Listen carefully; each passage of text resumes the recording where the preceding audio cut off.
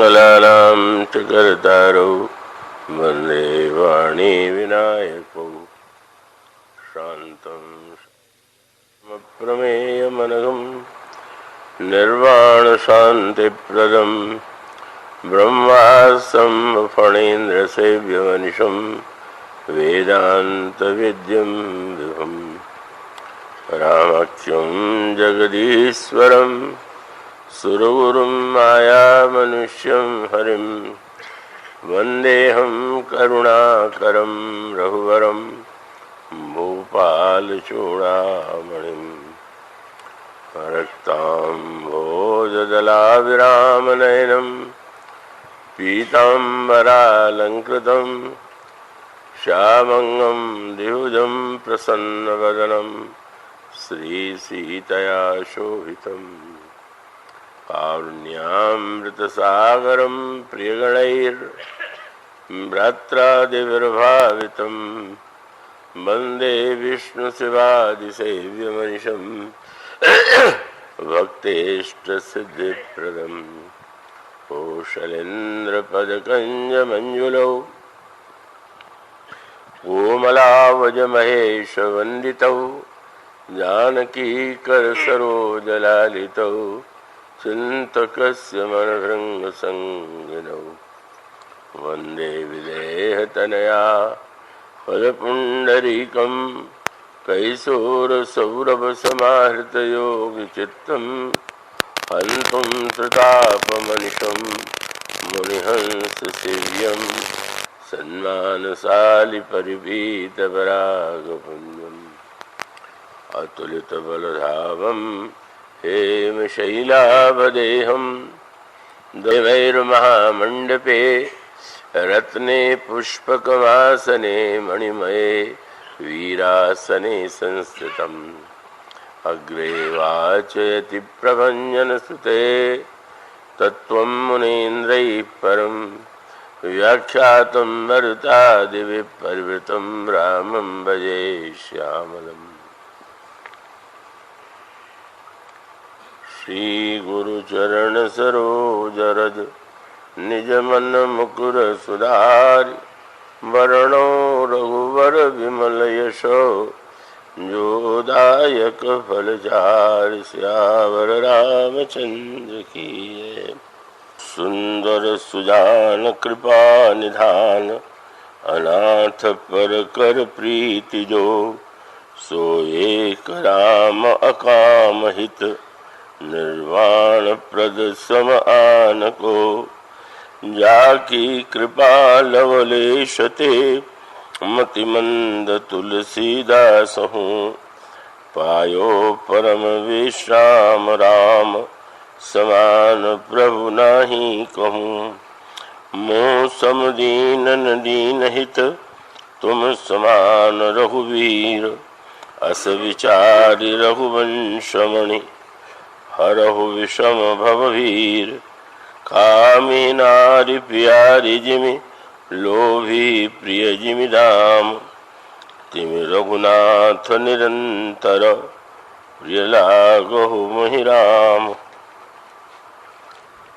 भगवत कथा अनुरागी सज्जनों, भक्तिमयी देवियों, पंचशती वर्ष के संदर्भ से जुड़ा हुआ इस वर्ष का आयोजन और भी अधिक महत्व रखता है और शीर्षक के रूप में आपको विषय का ज्ञान है, ज्ञात है, तुलसी और उनके राम। साधारणतया तो ये कहा जा सकता है कि उसमें तुलसी के राम का नाम क्यों होना चाहिए। राम है, अगर वे ईश्वर है तो सभी के ईश्वर है, सभी के लिए भगवान है। उसमें यह कहना कि तुलसी के राम, यह तो उसे सीमित बना देना। पर आप यदि गहराई से विचार करके देखें तो सचमुच यह शब्द बड़ा सार्थक है। अब एक शब्द भगवान श्री राम के विषय में बड़ा प्रचलित है, वो विशेषण,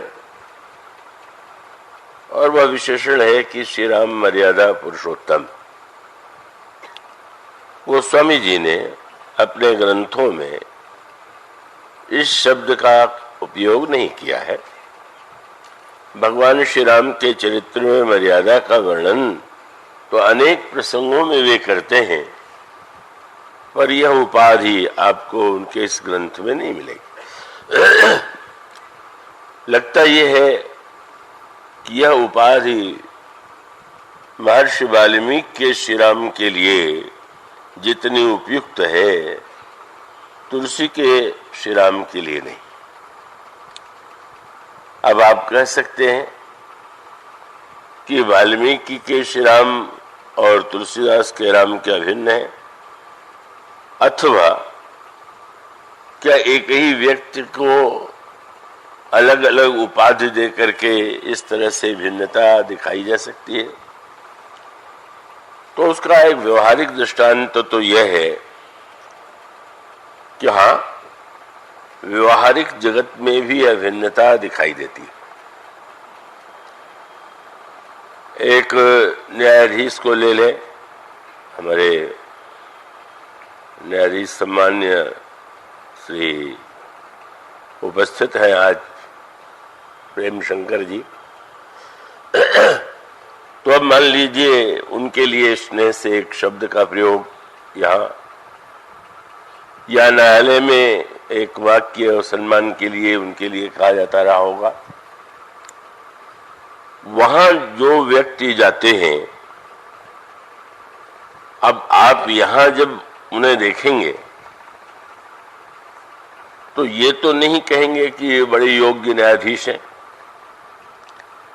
यहां तो उन्हें देख करके आपको यही के मुंह से निकल सकता है कि भगवत कथा के बड़े प्रेमी हैं, रामायण के अनुरागी। और न्यायालय में जो वकील या विधिवेत्ता और दोनों पक्ष जाते होंगे, उनके सामने यही रहा होगा कि इस न्यायाधीश का न्याय का ज्ञान कैसा है। न्यायाधीशों में भी भिन्नता होती है, कुछ कठोर दंड के पक्षधर होते हैं, कुछ नहीं होते। तो कुछ को लग सकता है कि ये तो बड़े कठोर न्यायाधीश हैं। यह जो एक ही न्यायाधीश के अनेक परिचय हैं भौतिक जगत में, उसमें भिन्नता आपको दिखाई देती है। पर जब न्यायाधीश अपने घर में जाता है तो बालक से यदि पूछा जाए तो वह तो कितने विधि विशेषज्ञ हैं, कितने न्यायपरायण हैं, इनका कोई वर्णन नहीं करेगा।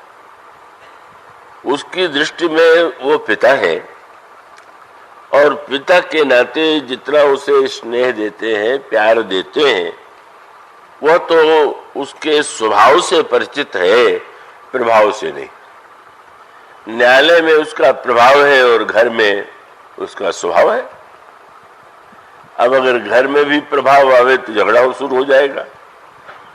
घर में तो स्वभाव की आवश्यकता है और न्यायालय में प्रभाव की आवश्यकता है।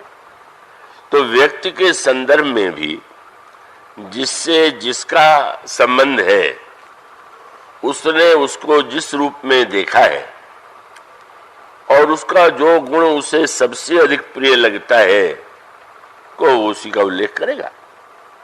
उसमें कोई विरोधाभास नहीं। अपने स्थान पर वो सभी जो विशेषण हैं तो वो यथार्थ ही। तो अब इस दृष्टि से कब महर्षि वाल्मीकि को श्री राम में जो मर्यादा दिखाई देती है और गोस्वामी जी को अपने श्री राम में मर्यादा के स्थान पर कृपालुता का पक्ष प्रबल दिखाई देता है, करुणा का पक्ष प्रबल दिखाई देता है। और इसीलिए ये जो पंक्तियां आपके सामने पढ़ी गई, उसमें बार बार एक शब्द का प्रयोग किया गया भगवान के संबंध में कि रघुपति कृपा जथा मति गावा, मैं यह पावन चरित सुहावा। भगवान की कृपा से मैंने जथा मति जो है ये प्रभु का चरित्र सुनाया। और अभी जो आपके सामने नित्य छंद पढ़ा जाता है उसमें भी वही सुंदर सुजान कृपा निधान अनाथ परकर प्रीति, जो भगवान कितने कृपालु हैं, कितनी कृपा है। और वहीं पर वे कहते हैं जाकी कृपा लवलेशते मतिमंद तुलसीदास हूँ, पायो परम विश्राम राम समान प्रभु नहीं को। तो जब वो बार बार कृपा शब्द का प्रयोग करते हैं तो स्पष्ट है गोस्वामी जी को श्री राम के मर्यादा पुरुषोत्तम से उनका कोई नाता नहीं। होंगे अन्यों की दृष्टि में जब वे वर्णन करेंगे तो उसका भी उल्लेख करेंगे, लेकिन जिन राम की वे आराधना करते हैं, पूजा करते हैं, जिन श्री राम के प्रति उनकी अनुरागमयी धारणा है, वह मर्यादा पुरुषोत्तम नहीं है। उल्टा अर्थ कृपा करके नहीं लीजिएगा तो मर्यादा पुरुषोत्तम नहीं है तो श्रृंखल है। कभी कभी ऐसे भी विकट श्रोता मिल जाते हैं कि वो ये कहने लगे कि उन्होंने तो कह दिया श्री राम में मर्यादा ही नहीं। उसका तात्पर्य केवल इतना है कि आप गोस्वामी जी की स्थिति पर ध्यान दीजिए। महर्षि वाल्मीकि प्राचेतस के पुत्र हैं, ब्रह्म वाल्मीकि में ब्रह्म समाना, तो महर्षि वाल्मीकि को अगर श्री राम मर्यादा पुरुषोत्तम के रूप में दिखाई दे तो बड़ा स्वाभाविक है। किंतु गोस्वामी जी ने अपनी जिस स्थिति का वर्णन किया है, अपनी बाल्यावस्था और उस बाल्यावस्था के साथ जो उन्हें कष्ट पीड़ा अपमान झेलना पड़ा, जिस तरह से वे तिरस्कृत हुए और जिनके हृदय में अत्यंत दीनता आ गई, क्या वे श्री गोस्वामी जी को मर्यादा पुरुषोत्तम अपनी ओर आकृष्ट कर सकते थे? तो संभव ही नहीं था, क्योंकि मर्यादा पुरुषोत्तमता के गीत तो वही गा सकता है कि जिसके जीवन में स्वयं मर्यादा हो। आप में मर्यादा न हो और आप भगवान से कहें आप तो बड़े मर्यादा पुरुषोत्तम हैं, जो भूल बाली ने कर दिया था। बाली इसी चक्कर में तो बुरी तरह परास्त हुआ। जब बाली के ऊपर प्रभु ने बाण का प्रहार किया और बाली गिर पड़ा तो प्रभु जानबूझ करके उसके सामने आ गए। वे बाली को अवसर देना चाहते थे, पर उस अवसर का उपयोग करते हुए बाली ने भगवान के लिए उस शब्द का प्रयोग नहीं किया जिस शब्द का प्रयोग वो अंत में करता है, बल्कि वो एक अपना बड़ा ज्ञान प्रदर्शित करने के लिए भगवान श्री राम खड़े हैं तो उन पर आरोप लगाता है। वो समझने का परा विकल मई सर के लागे, पुनि उठ बैठ देख प्रभु आगे, शाम गात सिर जटा बनाए, अरुण नयन सर चाप चढ़ाए।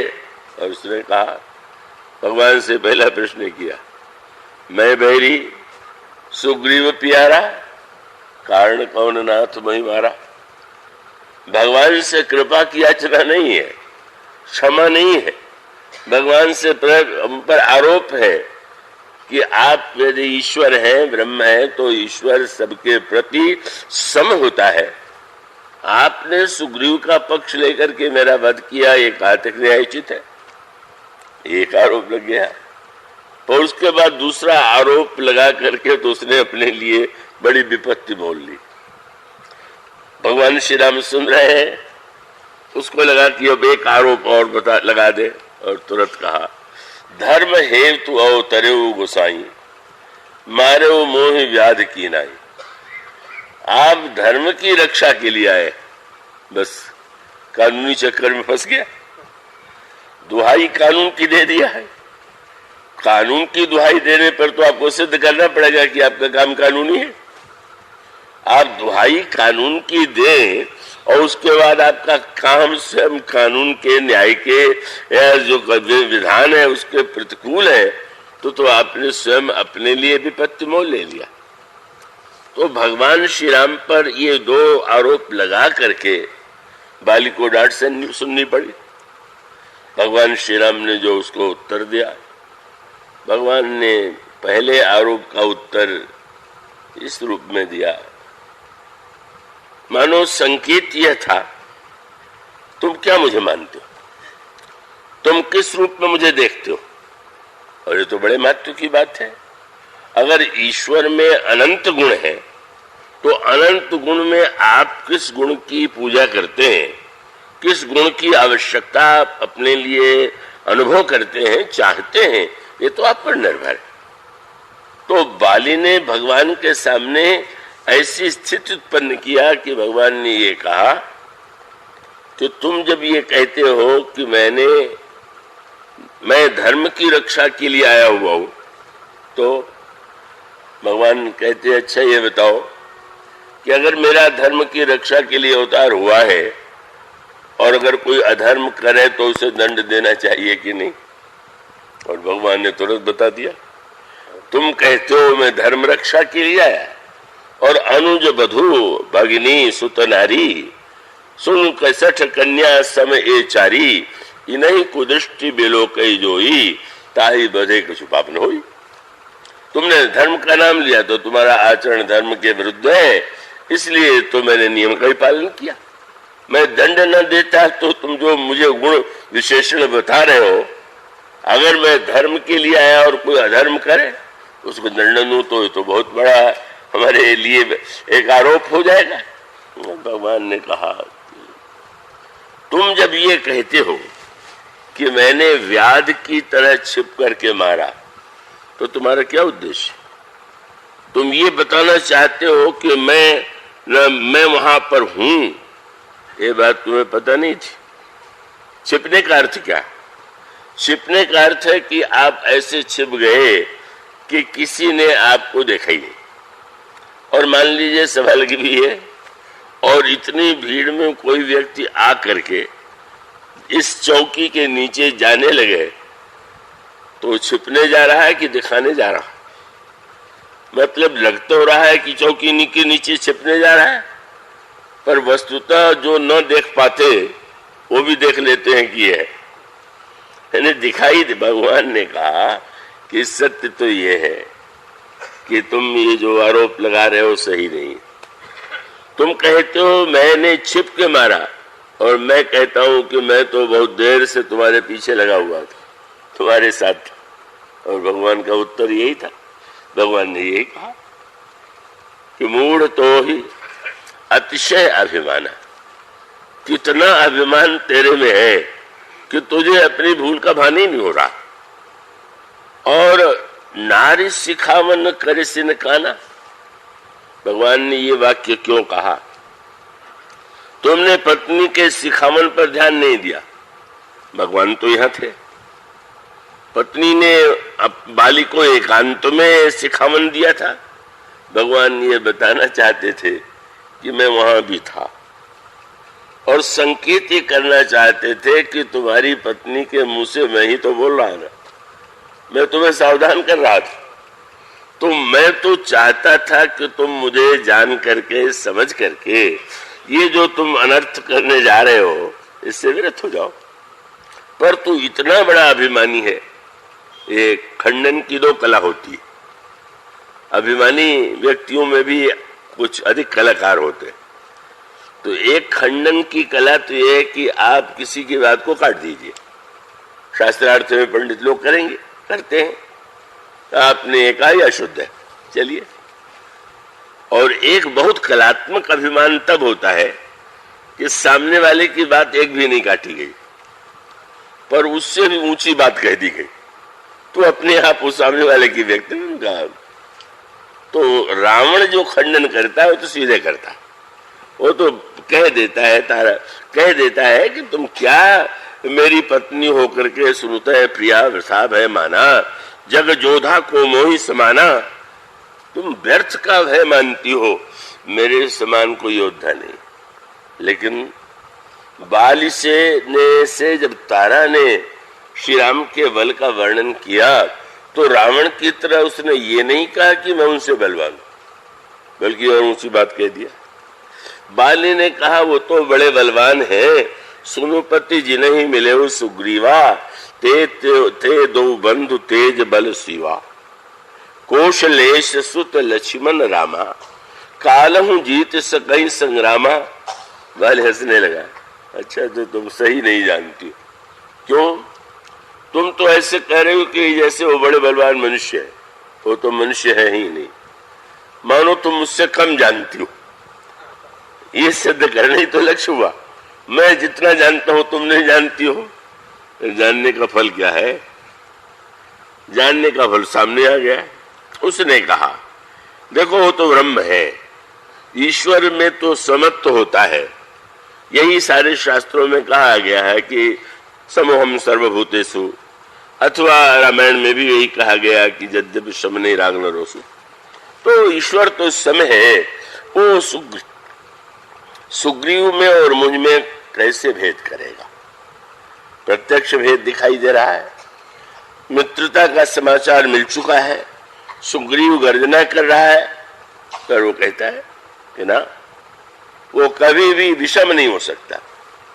लेकिन वहां भी स्थिर नहीं रहा, तारातर कर सकती है कि अब कैसे कर सकते? उन्होंने मित्रता की है, वो आए हुए हैं। ऐसी स्थिति में सुना है कि उन्होंने प्रतिज्ञा भी की है, तो तुरंत उसने पहले ज्ञान की सबसे ऊंची बात कह दिया, फिर भक्ति की और ऊंची बात कह दिया। कहा बाल सुनु भीरु प्रिय समदर्शी रघुनाथ, और जो कदाचि मुहि मारे। ठीक है, मान लिया। तो पुण्य हो सनाथ। अरे ईश्वर के हाथ से मरने से बढ़ करके बढ़िया बात क्या होगी? अब आप सोचें, दोनों बातें ज्ञान और भक्ति की सर्वोच्च भाषा है। पर गोस्वामी जी से किसी ने कहा, गोस्वामी जी जब किसी किसी पर प्रसन्न होते हैं तो कवि के रूप में बढ़िया उपाधि दे देते हैं। अब एक दिन जब जनकपुर में इंद्र ने भगवान को देखा तो तुलसीदास जी ने लिख दिया, राम ही चितव सुरेश सुजाना। सुजान इंद्र ने श्री राम को देखा। किसी ने कहा महाराज आप तो इंद्र की बहुत निंदा किया करते थे, आज कह रहे राम ही चितव सुरेश सुजाना, तो तुरंत धीरे से एक शब्द जोड़ दिया, आज पुरंदर समकोणाई। आज के लिए उपाधि दे रहा हूं, कल की बात में नहीं करती। कितने कवि की बोलने की कला, एक आज शब्द के द्वारा उन्होंने बहुत बड़ी बात कह दिया। तो लगा कि बाली ने इतनी ऊंची बात कही है, तो चलिए अब तो कोई उपाधि दे दीजिए। आपको क्या लगता है, ये ज्ञानी है कि भक्त है? गोस्वामी जी ने कहा न ज्ञानी है न भक्त है। तब क्या है? अस कही चला महाअभिमानी। और इसका अर्थ ये कि केवल अभिमान और पांडित्य के प्रदर्शन के लिए उसने ज्ञान और भक्ति की ऊंची ऊंची बात कर दिया। पर ज्ञान के का अगर जीवन में प्रभाव होता और यह कोई समझ ले कि ईश्वर समत्व है, ईश्वर का लक्षण समत्व है, तो स्वयं अपने जीवन में समत्व लाने की चेष्टा करेगा। हम उस ब्रह्म के अंश हैं या ब्रह्म से एकत्व है, तो हमारे जीवन में समत्व आना चाहिए। और अगर हम ये मानते हैं कि वो साक्षात भगवान है, तो भगवान होने के बाद मारने की बात क्यों? हमारे बड़े प्रिय हैं, कल उन्होंने प्रश्न किया। प्रश्न ये था कि भगवान से अनेक भाव, तो अनेक भाव में वर्णन आता है कि शत्रुता से जो स्मरण है उससे भगवान और शीघ्रता से प्रसन्न हो जाते। तो मैंने कहा शत्रुता सिद्धांत नहीं। क्यों? शत्रुता का भाव क्या आप बना सकेंगे क्या? इसका अर्थ है शत्रुता तो द्वेष से हृदय में किसी किसी को होती। तो आप ये पढ़ करके कि रावण को भगवान ने गति दे दिया, रावण बन नहीं सकता, उस बात को तो भूल ही जाइए। रावण को गति दे देते हैं, ये उनकी कृपा है, लेकिन व्यक्ति वह नहीं बन सकता। तो इसका अर्थ ये हुआ कि भगवान मारेंगे इसमें कृपा है, ये क्या बात हुआ? अगर भगवान है तो मारेंगे क्यों? शरण में चले जाओ, शरण में चले जाओ। लेकिन मानो यही है हर बात को वो ऐसा रूप दे देता है जो कदाचि मोहि मारे। मानो पहले से ही दोनों विरोधी बातों के द्वारा अहंकार की का समर्थन है। मारे क्यों? अगर भगवान को हम भगवान के रूप में जान गए और हमारे हृदय में विद्वेष नहीं है तो ये भावना नहीं आनी चाहिए। यही उसका मानो, इसीलिए गोस्वामी जी ने कहा मैंने ज्ञानी वानी कुछ नहीं, भक्त नहीं। भगवान ने कहा सच बात तो यही है कि मूल तो यत से अभिमाना। मैं तो चाहता था कि समझ करके तू रुक जाए और तेरे ऊपर बाण का प्रहार न करना पड़े, लेकिन तू इतना अभिमानी था कि पत्नी की बात को तूने और ऊंचे उड़ान से काट दिया और साथ साथ और अगला वाक्य कह दिया, तुम तो अच्छी तरह से जानते थे मैं वृक्ष के नीचे खड़ा हो गया तो छिप थोड़ी गया। मम भुज बल आश्रित ते जानी। तुम जानते थे मैंने तुम्हारा और बाल सुग्रीव का युद्ध हुआ। तुम कहते हो कि मैं सम हूं, तो मैंने कहा चलो कहा है इसने तो थोड़ी देर के लिए समय ही बन जाए। और वो तुम दोनों लड़े और मैंने तुम पर प्रहार नहीं किया, और प्रहार नहीं किया और सुग्रीव डर के मारे आ गया, तो तुम्हें लौट जाना चाहिए था कि डर के मारे भाग गया, लेकिन तुम खड़े क्यों रह गए? उनका तेरा अभिमान इतना बढ़ गया कि पहले तो ये मानता था कि मैं भगवान हूं, पर एक ही मुक्के से जब सुग्रीव भागा तो तुझे लगने लगा कि अरे आया था बड़ा राम का बल लेकर के एक ही मुक्के में भाग गया, कुछ नहीं बल है राम में, देखा वो क्या कर लेते। तभी तू रुका रह गया। इसलिए तेरा ये कहना कि मैं छिप गया, मैं नहीं छिप गया, तू देखना चाहता ही नहीं था। इसलिए शब्द तुम्हारे मन में कहीं न कहीं से आ गया कि अरे सुग्रीव क्या, ये राम भी कुछ नहीं, देखे तो बल भेजा था, क्या हो गया? भगवान ने कहा इसीलिए अब अभिमान और अधम अभिमान, अभिमान के कारण तूने पत्नी की बात नहीं सुनी और इतना अभिमान तेरा बढ़ गया कि तुझे मेरे प्रति भी जो भाषण में कहा था कोई आस्था नहीं रहेगी। इस पर तुम्हें दंड भोगना पड़ा। तो इसका अर्थ है कि अगर आप भगवान से कानूनी लड़ाई लड़ेंगे तो आपको दिखाना पड़ेगा कि आपके जीवन में कानून के विरुद्ध कुछ नहीं है। एक क्षण के लिए भी आज आपका आचरण जो धर्मशास्त्र है, जो शास्त्रीय मर्यादा है, उसके विरुद्ध नहीं है। और उसके साथ आप ये कह सकते हैं कि मेरा ये कार्य मर्यादा युक्त है, आप मर्यादा पुरुषोत्तम है, अब इसे स्वीकार कीजिए। तो मानो गोस्वामी जी ने श्री राम को मर्यादा पुरुषोत्तम की उपाधि क्यों नहीं दिया? उन्होंने कहा मुझ में कोई मर्यादा होती तो मैं मर्यादा पुरुषोत्तम बनाता। अब मेरे जीवन में तो केवल दीनता, भिक्षा, अभाव, तिरस्कार और पीड़ा ही नहीं, तो मुझे तो केवल कृपा की आवश्यकता हो सकती है, मर्यादा की नहीं। इसलिए बार बार वे दुआई श्री राम के मर्यादा पुरुषोत्तमता की नहीं देते हैं, वो तो कृपा की देते हैं। कई एक व्यक्ति जो अपनी विशेषता के कारण नहीं, कष्ट में है, पीड़ा में है, अभाव में है, संकट में है और निवेदन करता है कि हाँ मुझ में तो कुछ नहीं है, आप यदि कृपा करके चाहे तो आप मुझे कुछ दे दें। तो गोस्वामी जी के राम और वाल्मीकि के राम का ये अंतर तो स्पष्ट है। इसलिए गोस्वामी जी ने जिस दीनता को देव का अनुभव किया उसके लिए आवश्यकता दीन दयाल की थी, दीन बंधु की थी और दीन हित की थी। ये गोस्वामी जी ने तीन उपाधियां भगवान श्री राम के लिए दी है। दीन दयालु माने दीन को देख करके वो कृपा कर देते, लेकिन कृपा की याचना लेकर के दीन गया और उस पर केवल कृपा कर देते तो भी बड़ी बात, पर नहीं वो तो दीन बंधु है। और दीन बंधु है किसका अभिप्राय कि दया में तो जो दयनीय है छोटा है, दया करने वाला बड़ा, और बंधु माने बराबरी का। तो गया वो मांगने के लिए दया छोटा बन करके, और भगवान ने बना दिया उसको बंधु। पर एक शब्द और जोड़ दिया कि कई लोग दयालु तो होते हैं लेकिन वो हित करना नहीं जानते। क्यों? किसी ने कोई ऐसी वस्तु मांग दिया का जो कुपथ्य है। आपको दया आ गई, अरे भाई गिड़ा रहा है, मांग रहा है, इसे दे ही दो, तो आपने अपनी दया के द्वारा उसका हित नहीं किया। पर प्रभु दीन दयाल के साथ साथ तुम सम दीन न दीन हित, आप जानते हैं कि दया के साथ इसका हित किसमें।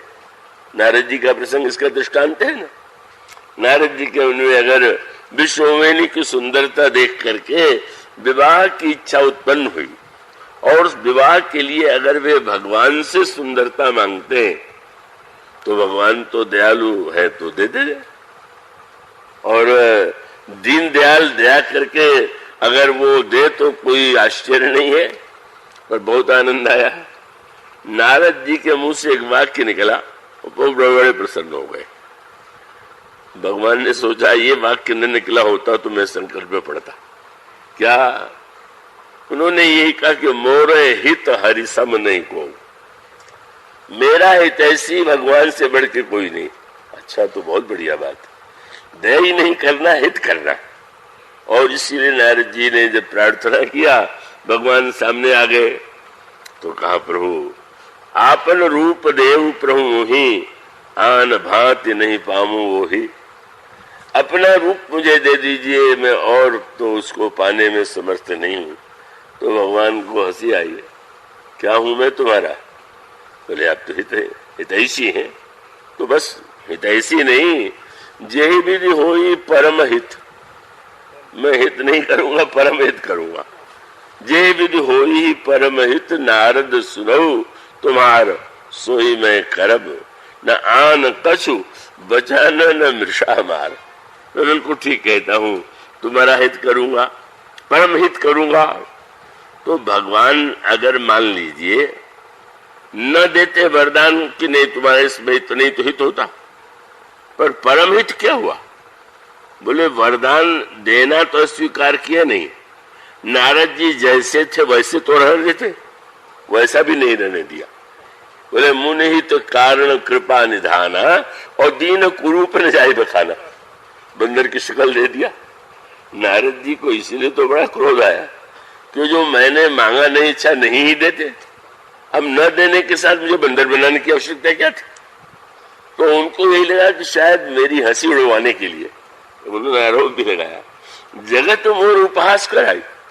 तुमने बंदर बना करके मुझे संसार में हंसी का पात्र बना दिया। तुम चाहते थे कि लोग नारद हंसे, पर भगवान तो नारद जी की बात सुनकर के मुस्कुराते हैं कि नहीं नहीं। और उन्होंने तो कह भी दिया था नारद से कि कुपथ मांग रुज व्याकुल। भगवान जब अब तीनों में विशेषता है, दीन दयाल भी है और दीन बंधु भी हैं और साथ साथ वो दीन हित भी है।